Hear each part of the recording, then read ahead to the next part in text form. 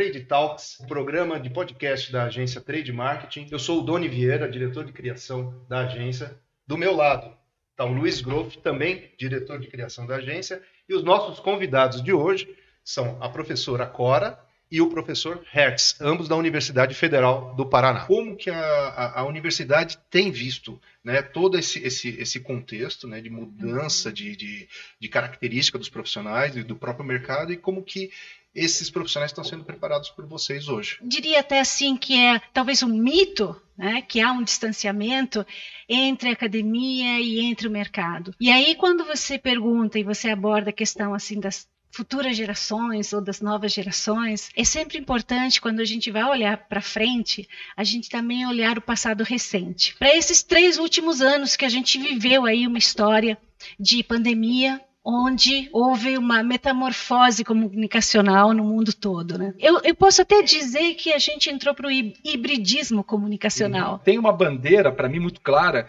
que academia e mercado não podem ficar separados. Legal. Um depende do outro. Okay. Então, se alguém falou um dia que o vermelho chama mais atenção, isso é disseminado no mercado... É porque tem alguém que estudou Porque alguém estudou isso, alguém criou a tal da psicodinâmica das cores, alguém escreveu um livro, publicou um artigo científico. E tem o outro lado, né? Que os anúncios com vermelhos começaram a dar mais certo que os anúncios sem vermelho, daí a gente começa a fazer vermelho ao contrário. Exato. De trás para frente. Exato. E aí a gente começa a fazer... Então, na verdade, sim, uma agência de publicidade é um grande laboratório. Então, às vezes, o publicitário e a publicitária não têm consciência desse laboratório. Porque quantas coisas a gente faz uma agência de publicidade e quantas coisas deram certo, quantas coisas deram errado, entendeu? E olha, o laboratório que é uma agência de publicidade. Antigamente falava assim, né, que faculdade de propaganda era um troço que... propaganda era um troço que pessoas que tinham feito outras faculdades tinham largado outras faculdades e vinham trabalhar, e depois passou a ser pessoas que tinham largado a faculdade de propaganda e ia trabalhar, e vou explicar por quê exatamente. Comigo não aconteceu o contrário, eu estudei Direito, também nunca levei muito a sério o Direito, né, eu sou guitarrista, eu sou guitarrista desde criança, meu sonho era tocar guitarra profissionalmente. Comecei a procurar outra profissão, e daí, por sorte, para mim, fez todo sentido. Eu comecei a estagiar, é gozado falar essa história, mas eu comecei a estagiar na segunda-feira na MPM, que era uma das maiores agências do Brasil, na sucursal daqui, e fui contratado na quarta. Em 2 dias eu fui contratado. Contratado mesmo salário, tá? Ainda contei meu salário, voltei, me contrataram, pagaram tanto. Aí, pô, os caras revoltaram, deu uma revolta, porque pagaram demais. Aí baixaram meu salário no dia seguinte, cara. Você contou o teu salário? Eu não sei, não podia, estava feliz. Não, agora fudeu, porque os caras estão tudo revoltados, vou ter que baixar teu. Aí baixaram meu salário. Então, para mim, eu sempre soube criar sobre regras rígidas. Para mim era isso a regra de improvisação de jazz, assim, ó. Quando eu cheguei em propaganda, assim, eu tenho que ser criativo e a regra muito rígida é o briefing. Cara, é simples a convergência para mim. Para mim foi claro e evidente criar sobre regras, coisa que não é claro para todo mundo. É difícil, a gente tem casos aqui de gente que é artista plástico brilhante, o cara não consegue trabalhar em propaganda, porque ele não consegue criar sobre regras. Regra, aquelas que você está ensinando todo dia para ele na faculdade, que desde o início o cara tem que respeitar. Então, para mim, esse processo foi rápido e fácil, mas não é natural para todo mundo. E a minha discussão com a academia é que, assim, eu não estudei propaganda, mas por que eu já sabia? Cara, porque eu via TV. Desde criancinha. Eu cheguei, no meu primeiro dia de agência, eu já sabia tudo o que fazer, porque eu via comerciais de televisão desde criança. E a gente tinha uma outra vantagem, como não mudava o canal no intervalo, a propaganda era entretenimento. Quer dizer, a propaganda fazia parte do ser legal de assistir TV à noite em casa, chegou cansado de trabalhar, ligava a TV, a hora que estava no meio do intervalo, fazia parte do game, né? E eu fui influenciado pela televisão. Eu escolhi ser publicitário por causa de uma novela chamada Sassaricando. Ah, sim. Que tinha o ator lá, o Marcos Frota, que era uma agência de publicidade. Eu só assistia a novela para ver a cena dentro da agência de publicidade. Aquilo que eu estava falando. Então tá, como vou pegar o teu caso. Estou assistindo novela, achei legal lá, quero ser publicitário, eu vou para uma faculdade, vou para uma universidade. Vocês são a primeira linha de frente que vão fazer, entre aspas, o primeiro corte. Então, dos 100 alunos que entraram no primeiro ano, talvez forme 50, porque... Então, um primeiro corte aí já foi caindo pelo caminho. Dos 50 que formaram, talvez não sobrevivam 2, 3, 10 alunos no mercado, porque é natural, né? Natural, isso. E aí a gente cai no assunto, acho que é o principal de hoje, assim, que é, assim, nós estamos falando basicamente aqui sobre a geração Z, que é a nossa geração que está aí. E aí algumas coisas que eu peguei aqui, são os caras nativos digitais que já nasceram num ambiente digital diferente aí do mundo das novelas que a gente participou. Domingo a gente sabia que tinha que assistir Silvio Santos, enfim. No dia de semana era novela, Jornal Nacional, e aí depois um filme, depois. Então, isso durante anos. Hoje, os nativos digitais, não, é TikTok, é qualquer coisa que eles mesmos vão. E aí não cria vamos dizer assim, uma atividade. E aparece assim, ó, estudante de propaganda mesmo. O cara vê um leão de ouro, acaba de assistir, ele dá 3 giradas no TikTok, já passou o leão de ouro para trás, já viu 3 coisas, já viu um cara espremer de espinha, ele já viu um monte de outras coisas, e esse leão de ouro já ficou 5, 10, 15 vídeos para trás.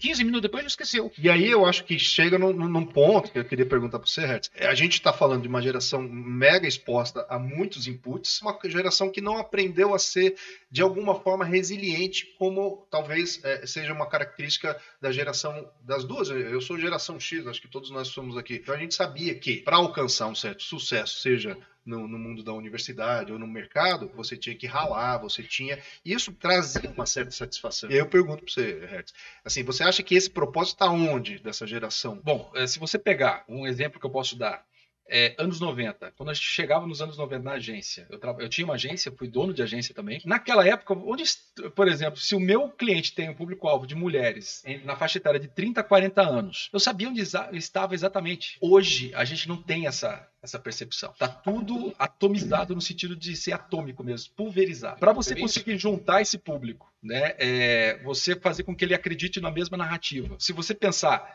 que a cultura ela é radicular, imagina a terra, uma árvore que ela tem raízes. Esse tronco é quando você consegue criar uma narrativa que todo mundo entenda, preste atenção. Hoje está muito difícil fazer isso. Pois é. E depois você sobe nessa árvore, os ramos da árvore ramifica novamente. Então, nós temos esse movimento. Então, hoje, a gente percebe que a personalidade, o jeito das pessoas, o comportamento das pessoas, e essa geração nova, ela é uma geração que ela não é que está errada em relação à anterior. É um novo tempo. A gente que é professor, a gente que é publicitário, a gente tem que se adaptar a esse universo agora, a esse tipo de público. Porque é o momento. Queria puxar um pouquinho nisso que vocês estão falando e que tem a ver com exatamente quando você abordou a questão geracional e propósito, né, tem a ver com cultura. Me lembro, por exemplo, que agora a gente tem uma geração que não quer ter um carro. Não faz questão. Aí o sucesso do Uber, né? A uberização, a gente pode chamar da cultura da uberização. Né?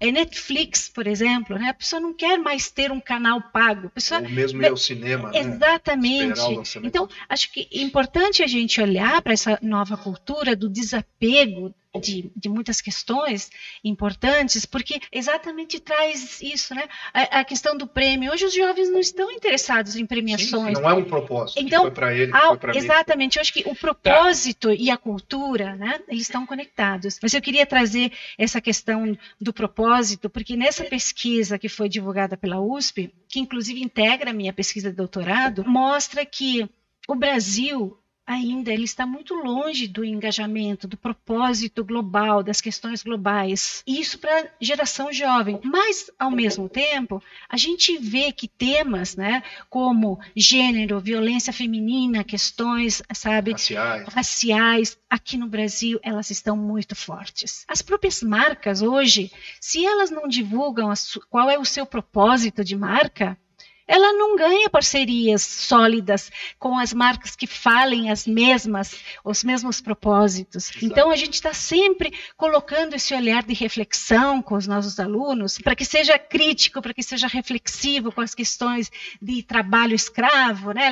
Ela ganhou prêmios de responsabilidade social, mas ela está lá pagando mal os seus funcionários, terceirizando 90% dos seus serviços. Então, sabe, eu acho que essa questão do propósito, a cultura da marca, política, cultura jovem, está tudo conectado. Eu vejo que esse debate ele é rico, porque o que se comunica, ele precisa ser coerente com o que se faz. Eu acho que esse é o papel da universidade, né? A gente alertar para isso. Passar esse valor. Exatamente. Transformar tudo em marketing. Eu acho que assim, o assunto não é o que você diz, mas o que as pessoas entendem. Se você comunica de uma forma superficial, só para entrar assim, na moda, na tendência, isso vai transparecer uma hora ou outra para o teu público que você não é essa marca que você está querendo vender, você não é essa persona que você está querendo alcançar. E isso tudo envolve isso que você falou. Ou se todo mundo virou igual, qual é a tua diferença? Que eu vejo muito na tua colocação, enfim, tem algumas coisas que a gente leva em consideração. Por exemplo, se você tem uma marca que ela investe em sustentabilidade, em consciência ambiental, etc. Ela tem um papel, toda empresa, toda pessoa jurídica tem um papel na sociedade, tá? Então ela é realmente uma pessoa, só não é uma pessoa física, mas ela é jurídica. Ou ela faz o que ela fala, pratica, porque essa nova geração, ela percebe muito, ela está muito sensível e comprometida, de fato. Então as marcas precisam, ao mesmo tempo, ouvir, né? Mas eu também defendo que não é para ouvir tudo, 100%, porque senão a gente fica escravo do consumidor também. Ela tem que ter um ponto de equilíbrio. Será que isso nas novas gerações também não pode ser ensinado? Falar, olha, é importante, muito importante, primordial talvez, estar alinhado às tendências, às responsabilidades sociais, não só, como você falou, a empresa é um ente, é um ser, então existe uma responsabilidade sobre isso. Mas ensinar também essa nova geração que se todo mundo normatizar, acaba na propaganda, que é o nosso negócio, na comunicação, ninguém se sobressaindo. Aí eu vou colocar e daí ninguém vende. Na política hoje. A política está muito polarizada. Por quê? Os políticos moderados, eles acabam não tendo uma relevância. O cara que muitas vezes você gosta, mas esse cara, muito provavelmente, não vai fazer tanto sucesso quanto aquele cara que fica fazendo bravatas, tanto à direita ou à esquerda. E aí, na política, você percebeu isso. E aí que gera um destaque. Talvez isso que o Groff queira dizer. Enquanto muitos permanecem no meio, que é um meio confortável, um meio responsável, inclusive, jogando isso não só para as marcas, mas para as pessoas, será que as pessoas hoje não estão saindo da academia muito normatizadas, acostumadas a pensar de uma forma padrão e não ser, talvez, assim, criativo em segundo plano, argumentador em segundo plano. Então, para você se destacar no meio daquele catatal de anúncios da Veja, por exemplo, que era toda semana, você tinha que fazer alguma coisa legal. Você não poderia ficar só no meio e fazer alguma coisa, talvez, com humor, mas predominantemente com criatividade. Isso exigia, ou exige, na verdade, suor, além de talento individual e tal. Eu vejo que isso se perdeu um pouco na nova geração, pelo menos das pessoas que vêm até nós aqui, porque muitos já não têm essa busca ou essa necessidade de fazer algo diferente. Às vezes a gente critica um pouco a geração por falta de repertório. Mas quais são as histórias que essa nova geração está contando? Mas também não é a mesma referência que a gente tem. Pegar uma campanha, outro dia, pautada no mito de Narciso. Então teve uma campanha de 2010 de uma marca de carro que coloca o consumidor olhando para uma poça d'água dentro do carro de última geração. É o Narciso que está se admirando no reflexo. Mas, cara, quem olha aquela propaganda, depende do público, ele sabe. Né? Não é todo mundo que vai entender essas referências. Então, a gente, às vezes, criticamos a nova geração pensando que, com o nosso parâmetro de repertório, eles não têm o mesmo repertório. Né? Então, às vezes, falta também a gente, como professor e pesquisador, formar, né? Contar. Então, eu sinto que os alunos, quando a gente conta coisas velhas para eles, eles gostam, porque eles têm outra visão dessa geração, desse mundo, etc. Mas eu acho que tem esse paradoxo. A publicidade tem que fazer refletir o consumidor. Na hora que ela reflete, o consumidor olha para o espelho, ele não é mais o mesmo, você já modificou ele, você precisa novamente olhar para ele o tempo todo, praticamente diariamente. Sim, isso sem dúvida. Então, eu acho que a velocidade que o consumidor muda é muito rápida. Mas voltando para o nosso assunto anterior, né, que era os nossos estudantes, né, a gente tinha um cronograma da coisa que a ideia estava acima de tudo. Ideia acima de tudo. Eu vi isso na minha vida inteira. Hoje em dia eu vejo que essa geração, assim, vamos, complexo de Édipo lá. A primeira coisa que um cara jovem vai pensar assim, não, o cara pegar a mãe não pode. Ele já começa aqui. Ele não vai pensar em fazer. Ele já começa a errar, já não pode. Então a ideia está abaixo de assim, direito do negro, direito da mulher, direito do cara, o cara tem que cozinhar, não é a mulher. Tem uma série de pólices empilhados. A partir depois de essa montoeira de pólices empilhado, que ele finalmente vai poder começar a criar. E não cria. Eu acho que assim, esse pólice é tão grande que as pessoas não conseguem sair do lugar. Eu vejo diariamente as pessoas com dificuldade de sair do lugar. Eu acho que essa geração tem muita coisa no porta-mala. Aí o carro atola, porque está com excesso de peso no porta-malas. Vou voltar um pouco para nossos campos da comunicação. Porque cada um exatamente tem uma cultura diferente e traz valores diferentes. O que é importante para um, né, não é importante para o outro, ou tem menos importância. E eu digo assim que o publicitário, né, ele tem exatamente... Veja só que eu estou aqui com 3 publicitários. Então vocês têm uma energia que ela é muito característica do porquê vocês escolheram e por que vocês trabalham com tanta emoção, né? Criação, emoção, é o porra louca, né? O jornalista tem uma outra pegada. É verdade. E aí eu me posiciono como relações públicas. Qual é, né? E aqui eu vou falar sobre o nosso propósito na profissão. Relações públicas exatamente está na esfera da comunicação pública. Né? Ou seja, todos somos comunicadores. Né? A comunicação pública é algo que é de interesse de todos. E é para isso que a gente está caminhando nessa vertente. A gente se comunica com todo mundo o tempo todo nas redes sociais. Então, a gente caminha muito para essa comunicação pública, onde todo mundo é comunicador, criador de conteúdo, todo mundo vê o que estão fazendo lá longe, lá distante e tal, que é diferente daquilo da comunicação organizacional, onde a empresa, a organização diz o que ela quer que os outros ouçam, que os públicos ouçam e vejam dela, né? E aí eu digo assim, a comunicação pública é uma tendência importante nesse cenário. Então, olhar para isso com esse conceito do que é de interesse de todos, eu acho que traz essa possibilidade da gente também olhar não tanto para a vantagem que eu vou levar com isso, mas a vantagem que nós vamos levar com isso. Mas hoje a gente está falando para muitos públicos, a gente está nesse relacionamento global que não posso mais falar aquilo que eu quero falar, só. Eu acho que se trocou, a gente acabou tendo, a nossa geração acabou tendo que trocar um pouco dessa criatividade que hoje pode ser dita assim como quase como incompatível. Quando você, não é que é incompatível, assim, existe, claro, muitas coisas boas sendo feitas, infelizmente são em menor número e não são mais tão divulgadas ou queridas como antes. Então, assim, por conta disso tudo que nós falamos. Então, a criatividade fica em segundo plano e cedendo espaço para um planejamento ou para uma visão mais holística de tudo. O efeito colateral acaba sendo isso que o Groff está comentando, de você não conseguir, em muitos casos, como marca ou como pessoa mesmo, se sobrepor ou aparecer talvez exatamente por isso que você está comentando. Hoje já não sou tanto eu e somos nós. Tudo isso que nós estamos falando aqui, o quanto que reflete na prática da profissão de comunicador. Então, uma área, por exemplo, quando o profissional ele resolve ser assessor de comunicação, ele tem a formação em publicidade, formação ou em relações públicas ou até jornalismo. Mas se ele é um publicitário e vira assessor de comunicação, ele tem que entender de jornalismo, de RP, de marketing.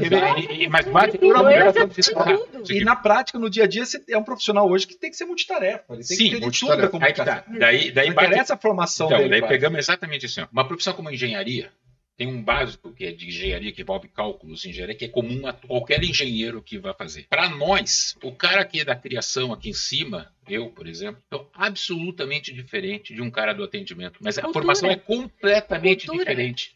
Assim, eu sei, mas não só isso. Assim, a escola que prepara o atendimento não prepara o criativo, antigamente. As aulas que preparariam um criativo, o cara do atendimento não consegue assistir, porque não faz parte do interesse dele. E ao contrário, um currículo publicitário de um cara de atendimento é absolutamente enfadonho para um cara de criação. Hoje em dia já começa a voltar, acho que está cada vez mais voltando um profissional que faz de tudo. Quer dizer, eles não fazem nada muito bem, mas fazem tudo. E isso tem a ver com o mercado. Acho tem a ver com o mercado, né? Claro. Exatamente a pergunta inicial tua. Né? Na hora de contratar, né, ele poderia ter aí essa tríade, né, de equipe com formações, com diferentes olhares, mas ele contrata um profissional.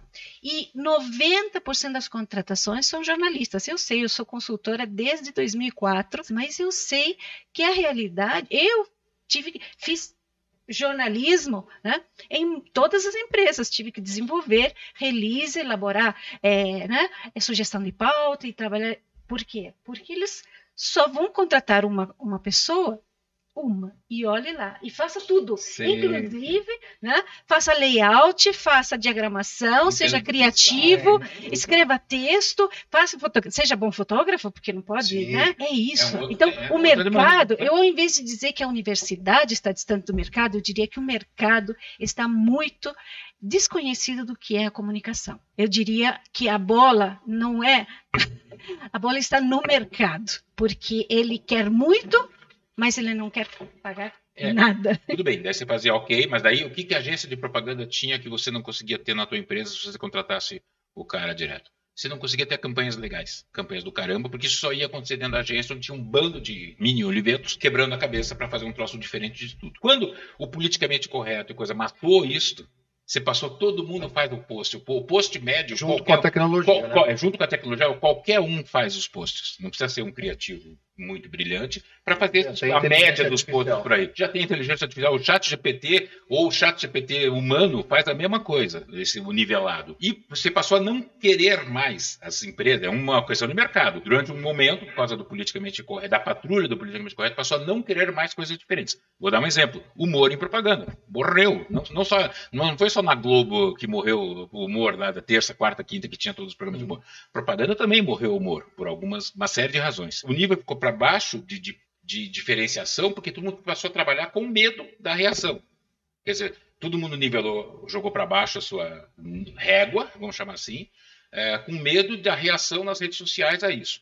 Isso fez com que qualquer um pode ser uma agência, porque o filme que o Washington Oliveto faria, ninguém mais faz. Então agora faz o nivelado que qualquer pessoa faz. E por isso que daí passou a ser... As empresas passaram a fazer suas agências. Daqui a algum tempo, talvez, as empresas comecem a falar assim, escuta, eu estou fazendo propaganda igual a todo mundo. Será que não está na hora de a gente voltar para a agência, lá para voltar, porque alguém tem uma ideia diferente? Porque o grande problema é porque não se pode mais ter ideias diferentes. É isso que aconteceu. Porque tem uma carga de policies inteira em cima disso. A partir de tudo isso que nós falamos, das responsabilidades sociais, do entendimento técnico que o professor estava falando no início ali, né, das várias teorias que embasam tudo aquilo que deveria ser direcionado para você tomar uma decisão se vermelho ou se amarelo, mas acima de tudo, e acho que é um ponto que o Groff pega bastante, a gente ressente do brilho dos olhos. E aí pode ser um brilho dos olhos entendendo que, a comunicação mudou, estamos num novo momento. Resumindo mesmo, o brilho nos olhos, ele acho que